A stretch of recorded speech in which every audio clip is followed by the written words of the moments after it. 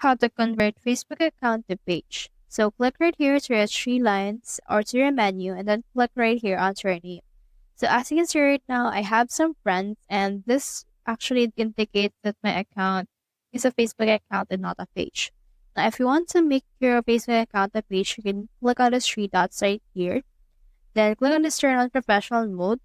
Now once your actual account is on professional mode, it will mean that your account will also be a page. Now click on turn on right here and then this will turn on that professional mode. And now we have in here this professional dashboard. So let's head back and then let's refresh it. As you can see, we have now the dashboard. We can advertise.